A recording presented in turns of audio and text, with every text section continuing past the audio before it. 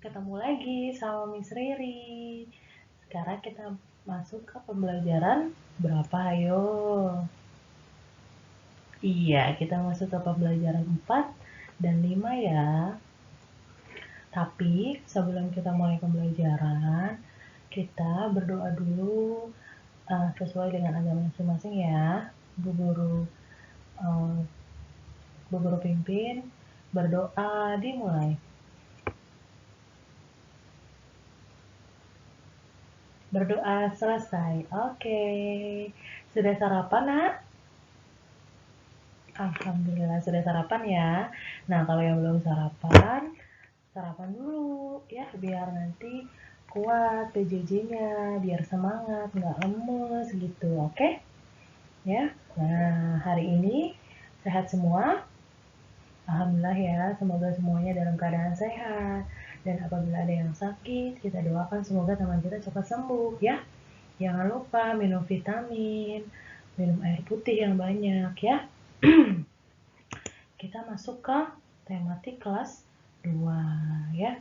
Tema 5, pengalamanku, subtema 4, pengalamanku di tempat wisata, pembelajaran 4 dan 5. Oke, sudah siap, Nak? Kita mulai ya.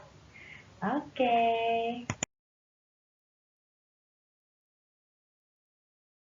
Ini kita masuk ke pembelajaran 4 ya. Kita lihat, wah gambarnya bagus sekali nih nak.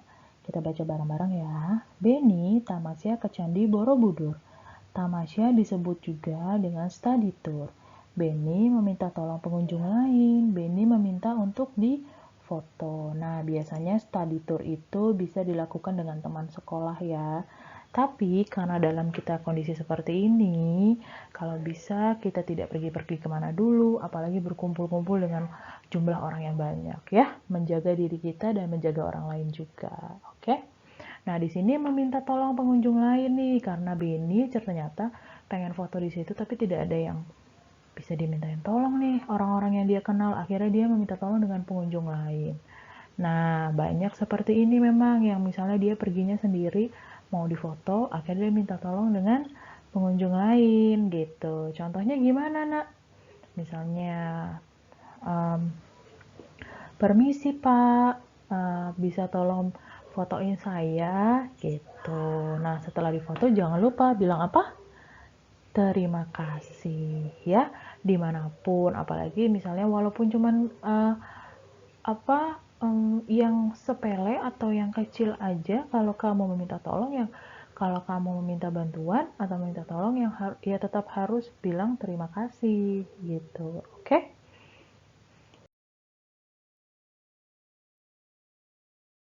Tadi Bu Guru bilang di sini percakapannya.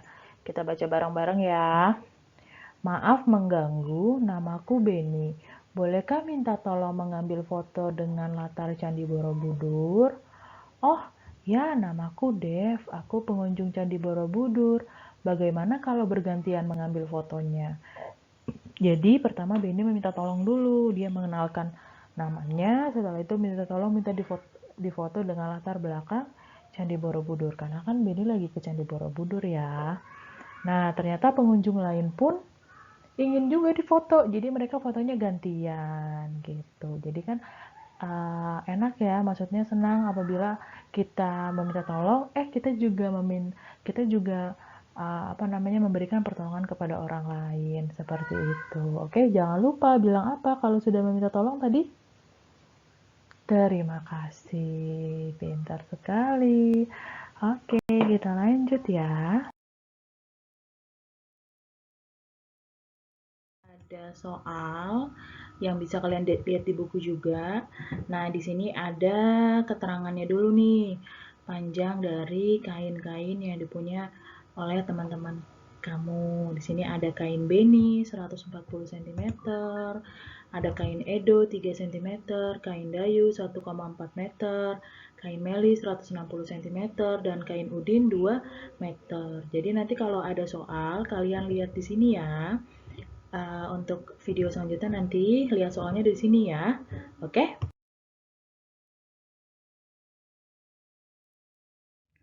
Oke, dari yang tadi kita lihat tuh, yang bentuknya seperti ulat. Dan di sini soalnya ya, kita baca bareng-bareng ya. Nomor 1, berapakah panjang kain Mei dan Edo jika digabung? Hitunglah dalam satuan meter. Nah, kamu bisa lihat tadi yang sebelumnya kainnya Edo sama Mei ada berapa? Tapi guru kasih tahu nih ya, kita bareng-bareng. Jawab. Nah, kain Mei ada 160 cm. Nah, di sini karena ditanyanya hitunglah dalam satuan meter, berarti kain Mei diubah dulu ya. Jadi 160 cm dibagi 100 sama dengan 1,6 meter. Kain Edo ada 3 meter. Jadi 1,6 meter ditambah 3 meter sama dengan 4,6 meter ya. Nah, jadi panjang kain Mei dan Edo adalah 4,6 meter. Oke, jangan bosan-bosan ya mempelajari soal seperti ini supaya kamu tambah-tambah pinter. Oke? Nah, soal nomor 2. Nah, di nomor 2 ini kita lihat soalnya, kita baca bareng-bareng ya. Setengah kain Beni diberikan kepada Siti. Berapa meter panjang kain Beni dan Dayu? Nah, jadi Beni punya kain nih, tapi setengahnya diberikan kepada Siti. Lalu kainnya Beni dan Dayu jumlahkan. Dan di sini pertanyaannya berapa meter? Oke, nah kita jawab bareng-bareng ya. Kain Dayu ada 1,4 meter. Kain Beni ada 140 cm. Lalu karena setengahnya jadi dibagi 2 ya nak. Jadi 140 dibagi 2 hasilnya 70 cm. Jadi sisa kain Beni ada 70 cm karena setengahnya sudah diberikan kepada Siti. Oke. Nah, 70 cm diubah menjadi meter ya, gitu. Jadi berapa? 70 dibagi 100 sama dengan 0,7 meter. Nah, lalu hasil yang tadi kain Dayu berapa? 1,4 meter ditambah 0,7 meter. Hasilnya berapa? Sudah ada yang tahu jawabannya? Iya benar, 2,1 meter ya. Nih hasilnya 2,1 meter karena di sini yang ditanya meter ya. Gitu. Oke, kita simpulkan. Jadi panjang kain Beni dan Dayu adalah 2,1 meter. Oke.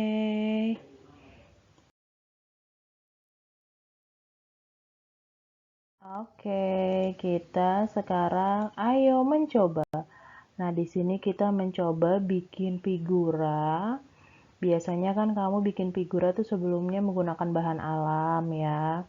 Seperti atau bahan apa namanya buatan juga bisa. Misalnya dikasih bahan alamnya tuh biji-bijian, daun-daunan, atau bisa pakai kulit kerang gitu kan ya. Nah, yang sekarang dipakai kain batik nak. Nah, jadi kita baca bareng-bareng ya stepnya ya. Yang pertama, sediakan potongan kain batik, lem, foto, dan bingkai. Kedua, tempelkan potongan kain batik pada bingkai foto. Yang ketiga, keringkan bingkai foto yang sudah dilem. Lalu pajang foto kenang-kenanganmu 1 lembar. Nah, jadi bagian depan dari figuranya itu kamu tempelkan kain batik nah ya gitu. Mau lihat nggak contohnya? Nih contohnya seperti ini. Nah ini kain batiknya, kamu tempel gitu. Nah di sini fotonya, jadi dibikin figura ya gitu. Oke. Nah ini nggak perlu dipraktekkan ya, karena kemarin kamu udah dapat tugas membuat hiasan dari kain flanel. Oke. Masuk ke pembelajaran 5. Nah, di sini wah ada gambarnya cantik sekali ya. Kita baca bareng-bareng dulu. Beni pergi ke Papua bersama Edo. Keluarganya bermusyawarah. Akhirnya, keluarga sepakat pergi ke Raja Ampat.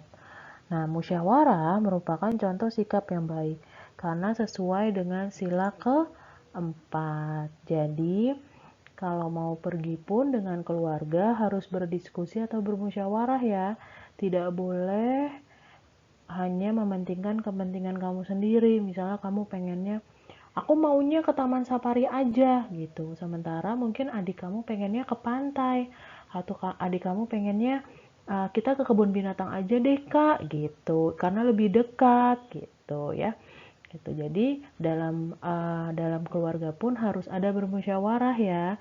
Tidak hanya kalau misalnya pergi kemana-mana, misalnya di rumah pun contoh bermusyawarah, contoh sila keempat di rumah itu, misalnya kamu mendengarkan pendapat dari ayah ibu kamu, dan ayah ibu kamu pun mendengarkan pendapat kamu, gitu ya.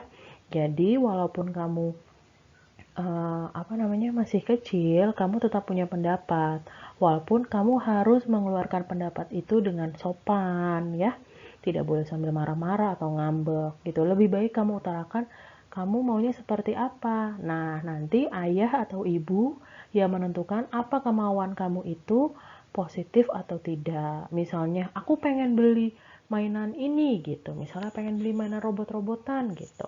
Sementara adik kamu, aku juga pengen, tapi aku maunya mainannya mobil-mobilan aja. Sedangkan kalau kalian mainannya bareng, kalian kan bisa sharing seperti itu. Nah, itu harus dimusyawarahkan atau didiskusikan. Ya udah kita belinya bareng-bareng aja yuk, biar bisa main bareng-bareng gitu. Itu salah satu contoh dari sila keempat Pancasila yang ada di lingkungan rumah ya. Gitu. Oke. Kita lihat, ayo berlatih. Nah, di sini sikap sesuai sila keempat Pancasila. Nah, sikap di sini itu yang harus dilakukan ketika kalian berwisata bersama keluarga ya. Apa aja nih? Ayo, ada yang mau tahu nggak? Biasanya sih kalian udah tahu ya. Tadi contohnya udah Bu Guru sebutkan di sebelumnya. Yang pertama, nah, berdiskusi dengan keluarga tujuan wisatanya. Jadi kamu mau pergi kemana? Diskusi dulu, tapi tidak boleh sambil marah-marah atau ngambek ya. Gitu. Diskusi dengan suara dengan nada yang sopan, yang santun, biar lebih cepat. Jadi kalian maunya pergi kemana? Gitu. Yang kedua, menjaga ketertiban dan kebersihan tempat wisata. Jadi kalau sudah sampai sana, tetap harus menjaga ketertiban dan kebersihan. Maksudnya menjaga ketertiban apa sih Bu Guru?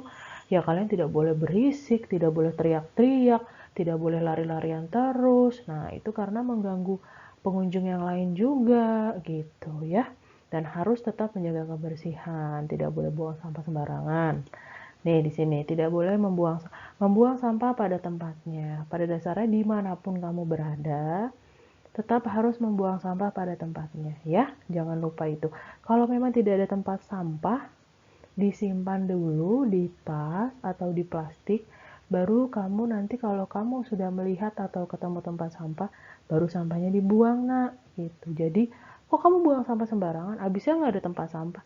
Itu bukan alasan ya sayang. Jadi kalau memang tidak ada tempat sampah, kamu simpan dulu sampahnya. Gitu. Nanti kalau sudah ketemu tempat sampah, baru kamu buang sampahnya. Gitu ya.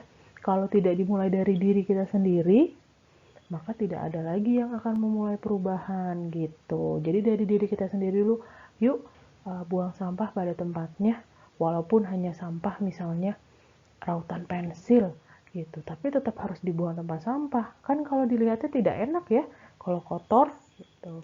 Yang keempat, mengikuti kegiatan wisata sesuai dengan kesepakatan. Jadi jangan tiba-tiba lagi di perjalanan kamu pengennya kita pindah aja yuk, jangan ke sini, nggak jadi ke sini. Tidak boleh seperti itu ya, harus mengikuti kegiatannya.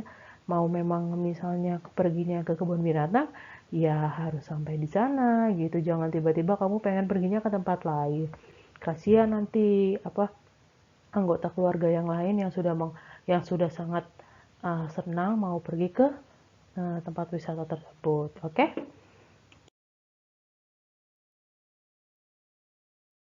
Membaca.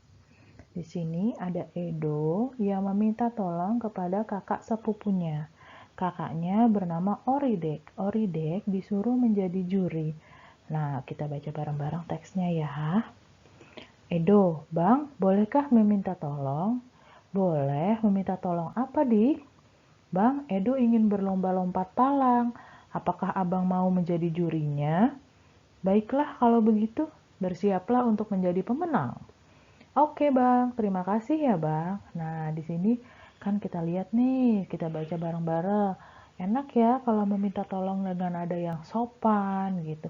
Jadi tidak terkesan menyuruh nak, tapi kita karena memintanya dengan sopan, kita uh, memintanya jadi seakan-akan meminta tolongnya dengan baik. Jadi orang yang kita mintain tolong pun akan dengan senang hati menolong kita. Oke?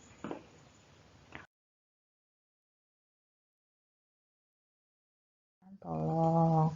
Nah, di sini makna ungkapan meminta tolong adalah ungkapan meminta bantuan orang lain dengan bahasa yang santun. Seperti yang tadi Bu Guru bilang, jika kita meminta tolong dengan santun, maka orang yang kita mintai bantuan, orang yang kita mintain tolong, itu dengan senang hati akan membantu kita, ya. Itu. Nah, di sini kita baca bareng-bareng lagi. Ungkapan meminta tolong pada teks percakapan Edo dan Abang Oridek adalah, apakah Abang mau menjadi jurinya? Nah, makna dari ungkapan meminta tolong tersebut adalah Edo meminta tolong kepada Oridek untuk menjadi juri dalam lomba lompat palang. Gitu ya, Nak.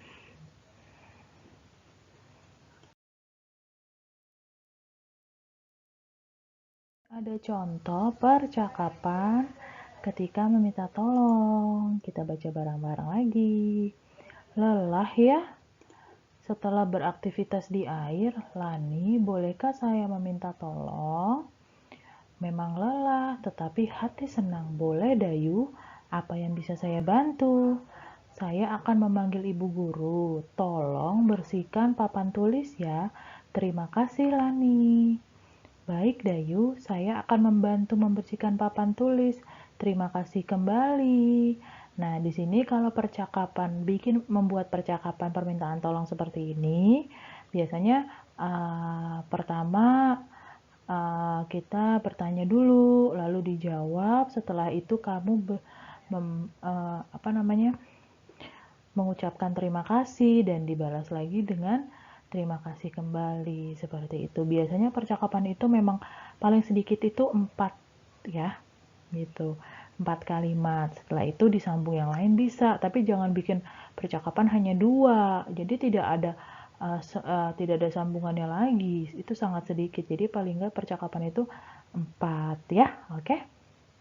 Ini contohnya, setelahnya Bu Guru kasih tahu bagaimana cara membuat kalimat meminta tolong.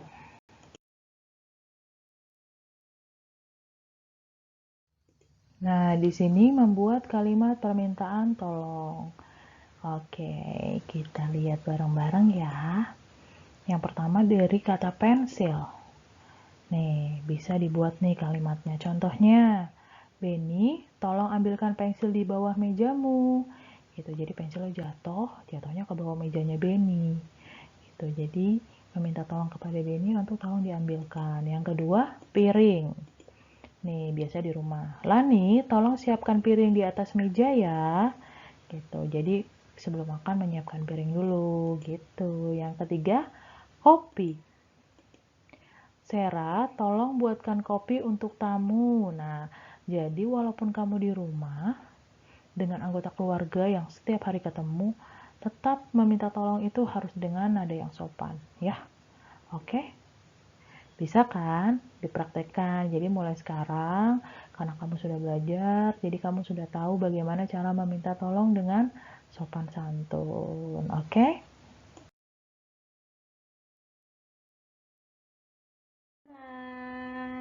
Nah, seperti biasa, sebelum kita sudahi pembelajaran ini, kita review dulu ya. Tadi kita belajar apa aja, Nak? Nah, tadi pertama kita belajar tentang apa?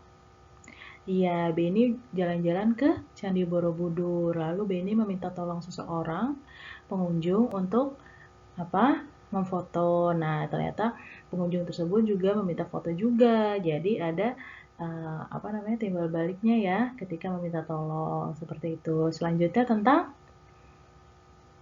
iya, masih tentang matematika. Kita belajar tadi apa?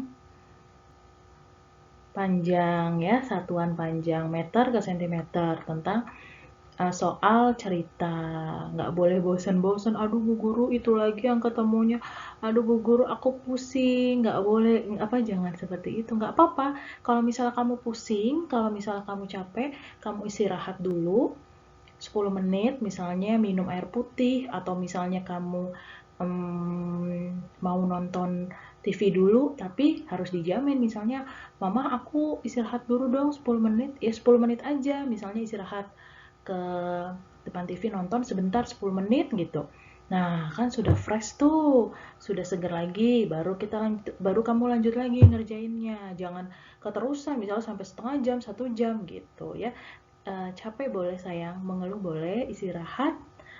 Nah, setelah istirahat, kamu misalnya istirahatnya minum susu kesukaan kamu, atau misalnya kamu mau main dulu sama adik kamu, nggak apa-apa. Setelah itu dilanjutkan lagi tugasnya ya. Oke. Nah, setelah mengerjakan soal matematika tadi, habis itu apa? Iya, bingkai dengan kain batik ya, gitu. Tadi Bu Guru kasih tahu step-stepnya bagaimana mengerjakannya. Itu tadi pembelajaran 4. Nah, di pembelajaran 5, tadi tentang apa? Iya, berdiskusi ketika mau pergi ke tempat wisata ya.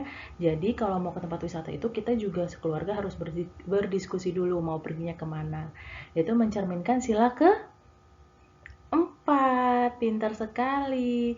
Tadi, nah di sikap yang mencerminkan sila keempat di tempat wisata. Apa? Berdiskusi menentukan tempat wisata yang akan dikunjungi. Dan ada 4 tuh tadi, kalau masih ingat ya. Gitu. Selanjutnya tadi tentang apa?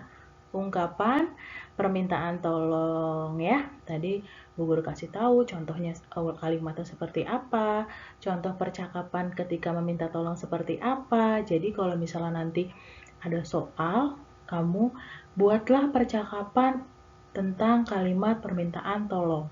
Nah, kamu pasti sudah tahu karena kan kamu sudah dikasih contoh sama Bu Guru ya. Oke, kita sudahi dulu pembelajaran hari ini. Semoga ilmu yang Bu Guru kasih bisa bermanfaat untuk kalian ya, walaupun kita lagi jarak jauh seperti ini, tapi dekat di hati insya Allah, amin ya. Bu Guru doakan semoga kita sehat selalu, jangan lupa jaga kebersihan, jaga kesehatan, ya, minum air putih yang banyak, pakai masker ketika keluar rumah, dan jaga jarak. Oke? Bukan hanya kamu melindungi diri kamu sendiri, kamu juga melindungi keluarga kamu dan orang-orang terdekat kamu, ya. Oke, terima kasih. Bye-bye, see you next time. Wassalamualaikum warahmatullahi wabarakatuh.